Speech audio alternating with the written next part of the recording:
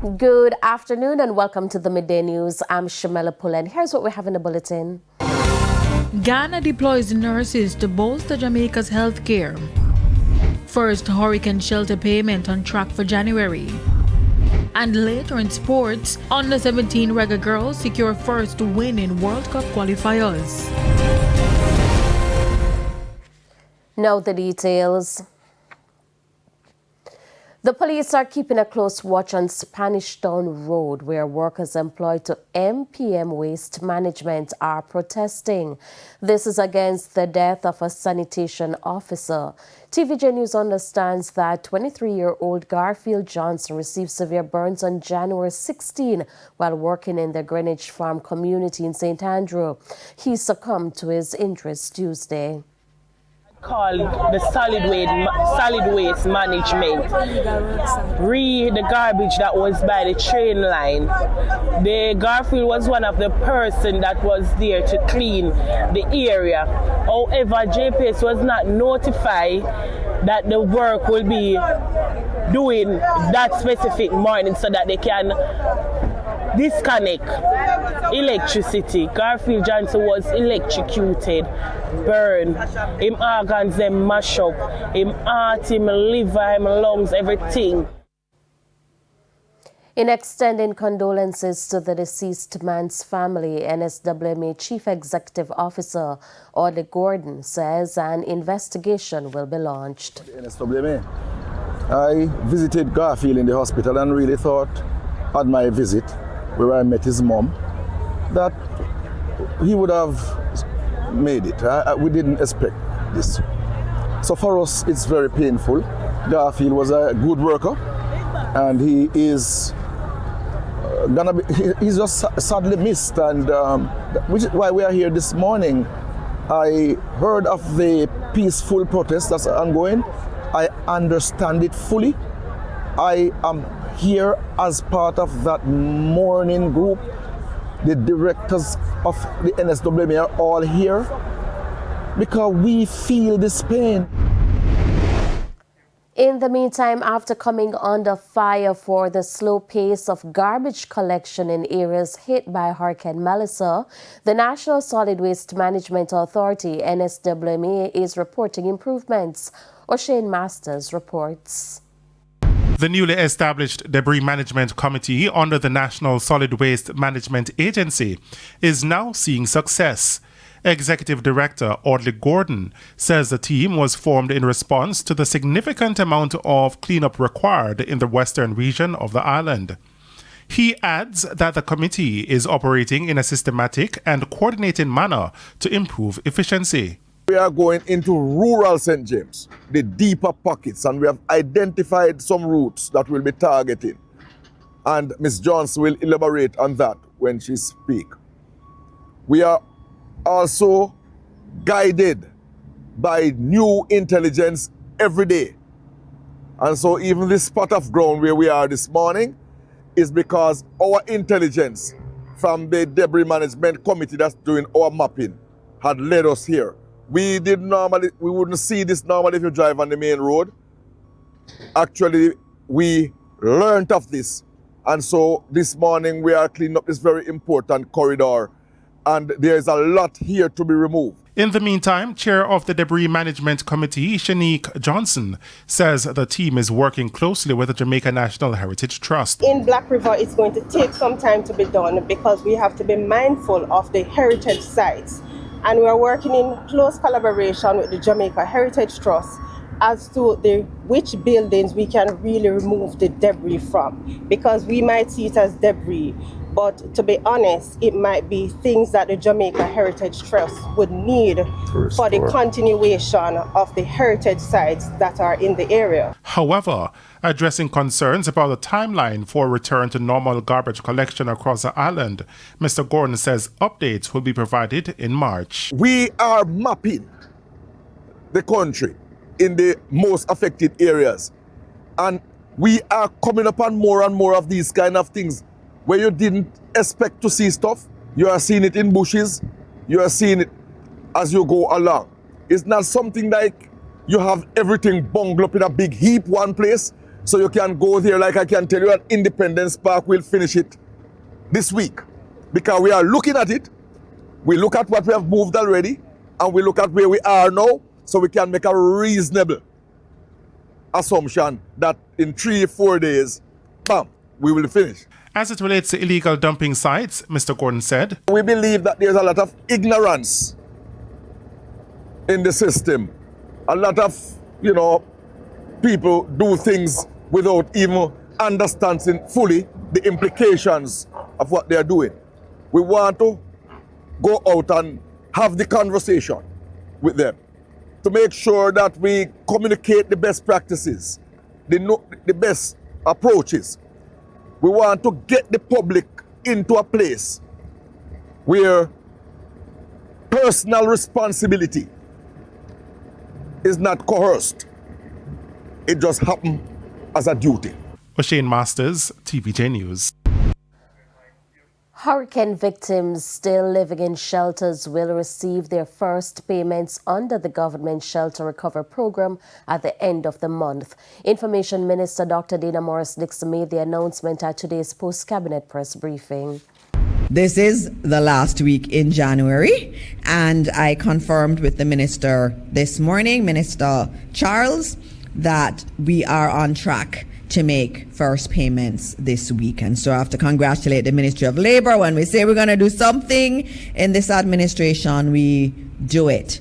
We also spent some time in Cabinet looking at repairs. There's so many people whose homes have been damaged. And we do have some teams, some external teams, as you know, and I have reported here. We have teams from Ghana and Guyana, and we have other indicators of foreign governments willing to support us. And so that work is taking place as we speak. Meanwhile, Dr. Morris-Dixon says more local support will be provided to assist with roof repairs from Hurricane Melissa. She says the program is now targeting young people. We're taking young people from in those areas that have seen the most damage and who are unemployed. We're taking them in, doing short programs with them in terms of construction and other attendant areas. And we will then have them work with the JDF soldiers and with those visiting teams, the engineering teams from around the world that are here. And so our young people will get great practice, they'll get the skills training that they need, and they'll get international exposure to international best practice. So this is really very good. So we're not just building back the homes, we're also using it as an opportunity for our young people to really feel like they're a part of this.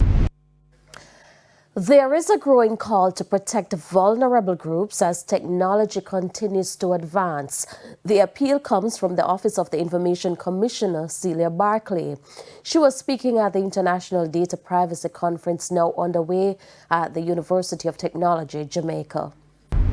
What of the individual who is not so aware, not so conscious? Who protects them? Now, this is why privacy programs matter, because there are persons who have a responsibility to ensure that not just Miss Hannah, not just you, not just me, but every person's privacy rights are respected. A privacy program is not simply a policy on a shelf or a compliance exercise that you check off once a year. It is a dynamic framework that governs the relationship between our way of life and how personal data is collected, used, stored, and protected. As a result, UTEC President Dr. Kevin Brown is calling for more data privacy programs to boost public awareness and education. In 2023, for example, we started the process of training data protection officers. We worked with the Ministry of Education and trained a cohort of 100 data protection officers. But of course, there's so much more to do. We have over 1,000 schools in Jamaica. We have a very large public sector and private sector. And there is a huge demand now for human capacity building. We need to develop more data protection officers and data protection professionals in Jamaica.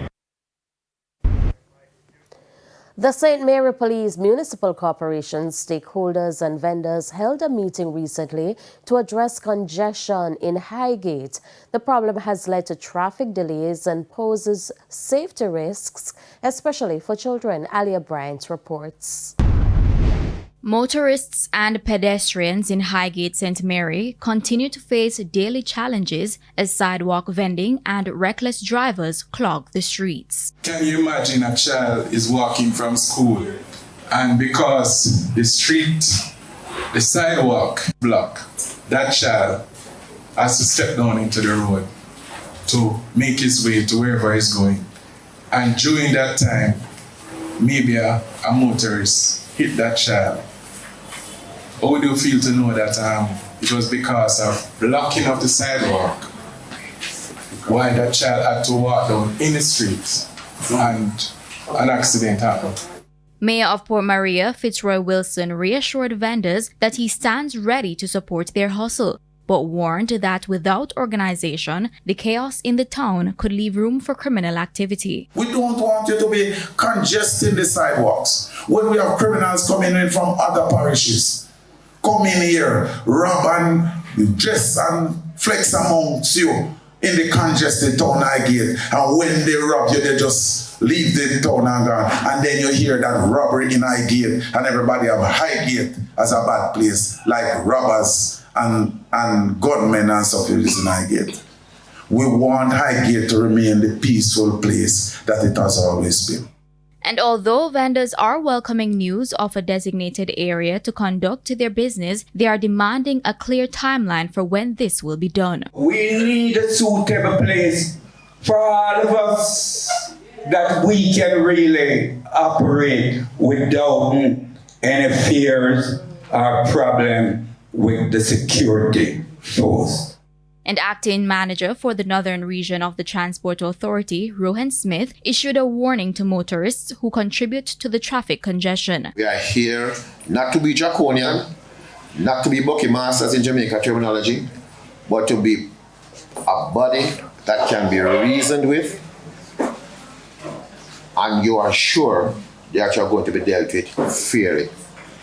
Again, I can't speak to persons who are not here, but for persons who are operating illegally, it is high time for you to come on board and make yourself legal so that you can be counted among the lucky few. Alia Bryant, TVJ News. A new partnership with Ghana is expected to bring much-needed support to the public health sector. Speaking on TVJ's Smile Jamaica Wednesday, Health Minister Dr. Christopher Tufton says under the proposed partnership, the nurses will work in Jamaica for periods of 2 to 3 years as part of a structured health exchange program. Agreements that we signed was to have Ghanaian nurses and specialist nurses come to Jamaica. Last year I went to the Philippines, to India. Now, we have these nationals here, but just in a few numbers. We'd ideally prefer locals, but where we have those gaps, we're going to have to do more to fill them. And Cubans have always been here.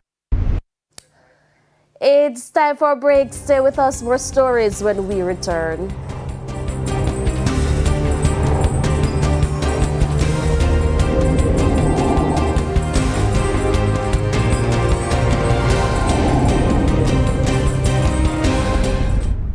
Welcome back to the Midday News. Calvin Chulan, also known as Raijin, has been missing since January 2026. Mr. Chulan is 80 years old and is from Spring Village, Old Harbour, St. Catherine. Family members say he's suffering from dementia. Anyone who sees Mr. Chulan is asked to call 876-890-6562 or contact the nearest police station. It's now time for the Business Minute. Barita Investments has completed the acquisition of 100% of the issued share capital of JN Fund Managers following regulatory non-objective from the Financial Services Commission. As a result, JN Fund Managers is a wholly owned subsidiary of Barita Investments. The company says the acquisition is part of its long-term strategy under the Cornerstone Group to strengthen its investment management capabilities, expand product offerings, and deliver greater long-term value to clients across Jamaica and the wider Caribbean. Richard Williams has been appointed Interim Chief Executive Officer of JN Fund Managers effective January 19. Further afield, Amazon says it is laying off 16,000 employees. It cites a need to be nimble to increase decision-making speed around AI. The cuts follow 14,000 others in October. Amazon says it will continue to adjust staffing as needed. That includes with potential hires in other strategic areas. And that's it for the Business Minute. I'm Carrie Simpson. And here's a preview of what's coming up in this evening's health report. In this evening's health report, we look at cholesterol. So food from animal sources tend to be high in cholesterol.